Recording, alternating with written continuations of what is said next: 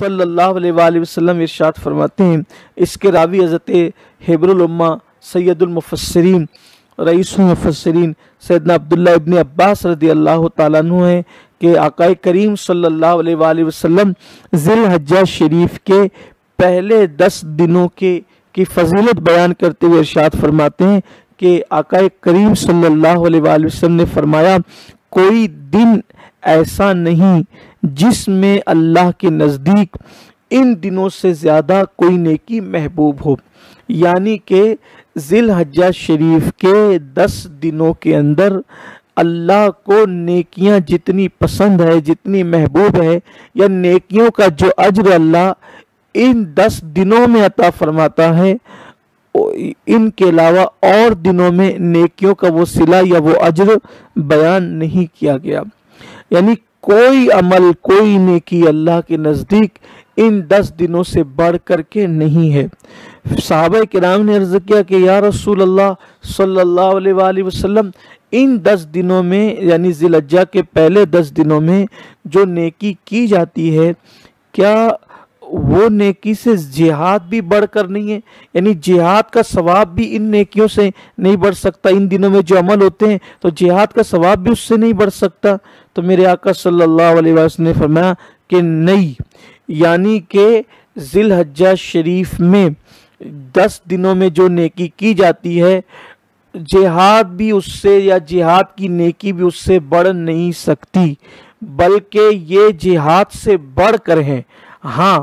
جہاد میں اگر کوئی بندہ شہید ہو جائے اور شہادت کا مقام حاصل کر لے، یعنی اپنا کچھ وہ لے جائے تو واپس نہ لائے، نہ جان لائے نہ مال واپس لائے، تب اس کی شہادت جو ہے ان نیکیوں سے بڑھ سکتی ہے۔ باقی کے شہادت کے علاوہ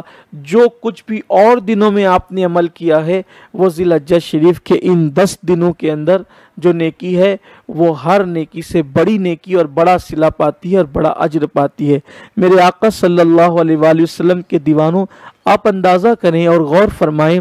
کہ ذی الحجہ کے 10 دنوں کی نیکی کو حضور علیہ السلام نے کتنی جو وہ بڑی بیان فرمائی، اور اس کا صلہ اور اس کے اجر کے بارے میں کیسی بڑی بات حضور اکرم صلی اللہ علیہ وآلہ وسلم نے فرمائی ہے۔ حالانکہ اس کی شرح کرتے محدثین نے کہا ہے کہ رمضان المبارک کی نیکیوں کے علاوہ ان کو شمار کیا گیا ہے۔ پھر بیان کیا جاتا ہے کہ ام المومنین حضرت عائشہ صدیقہ رضی اللہ تعالیٰ عنہ فرمایا کرتی تھی کہ اللہ کے رسول علیہ الصلاۃ والتسلیم سے اللہ کے رسول صلی اللہ علیہ وآلہ وسلم کے مبارک زمانے میں ایک ایسا واقعہ پیش آیا، ہم نے ایک ایسا منظر دیکھا کہ ایک شخص تھا، حضور علیہ السلام کے ظاہری دور میں ایک شخص تھا جس کو میوزک کی اور گانے باجے کی بڑی عادت تھی، اور وہ اس لت میں ڈوبا ہوا تھا اور اسی میں وہ ڈوبا رہتا تھا۔ لیکن اس کی یہ عادت تھی کہ وہ گانے باجے تماشوں کا عادی تو تھا ہی تھا، لیکن ساتھ میں اس کا ایک اچھا عمل یہ تھا کہ جب وہ ذی الحجہ شریف کا چاند دیکھتا تھا تو اس چاند کے دیکھتے ہی وہ پہلی ذی الحجہ شریف سے روزہ شروع کر دیتا تھا، یعنی روزہ رکھ لیتا تھا۔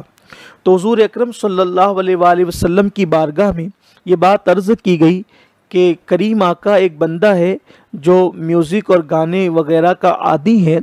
لیکن جب ذی الحجہ شریف کا وہ چاند دیکھتا ہے تو وہ روزہ رکھ لیتا ہے۔ تو آقا کریم صلی اللہ علیہ وآلہ وسلم نے بندہ نوازی اور کرم نوازی فرما کر اس جوان کو جو ہے وہ اپنی بارگاہ میں طلب کیا اور بلایا کہ اس کو بلا کر لاؤ۔ جب وہ بارگاہ رسالت مآب صلی اللہ علیہ وآلہ وسلم میں حاضر ہوا تو آقا کریم رؤوف الرحیم صلی اللہ علیہ وآلہ وسلم نے اس سے دریافت فرمایا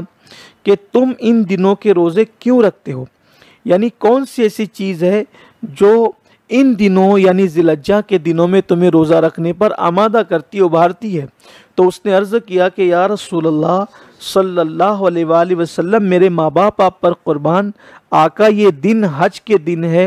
اور ان دنوں میں حاجی عبادت کرتے ہیں، تو میری خواہش یہ ہے کہ میں وہاں تو پہنچ نہیں سکتا، تو میں یہیں عبادت کر کے ان کی دعا میں اور ان کی عبادتوں میں میں بھی شریک ہو جاؤں۔ میری بھی شرکت ہو جائے کہ میں ان کی دعاؤں میں، ان کی عبادتوں میں، وہ عبادت کریں تو میں بھی عبادت کر لوں، وہ راتوں کو جگ رہے تو میں بھی راتوں کو جگ لوں، وہ ان کی عبادت میں میری بھی شرکت ہو جائے۔ تو کریم آقا صلی اللہ علیہ وآلہ وسلم خوش ہوئے اور اس جوان سے حضور علیہ السلام نے ارشاد فرمایا کہ ان 10 دنوں کے اندر جو تم روزہ رکھتے ہو تو ان میں سے ایک روزے کا ثواب ایسے ہیں جیسے کہ ہر روز، یعنی آقا علیہ السلام فرماتے ہیں ایک روزہ رکھنا ایسا ہے جیسے کہ سال بھر میں ہر دن تم نے روزے رکھے۔ اور پھر اس کے بعد یہ ہے کہ ایک روزہ رکھنے پر صرف یہی ثواب نہیں کہ تم نے ہر دن روزہ رکھا، بلکہ اس کے علاوہ یہ بھی ثواب ہے کہ گویا کہ تم نے ایک روزے کے بدلے ثواب یہ ہے کہ تم نے 100 غلام آزاد کر دیے، اور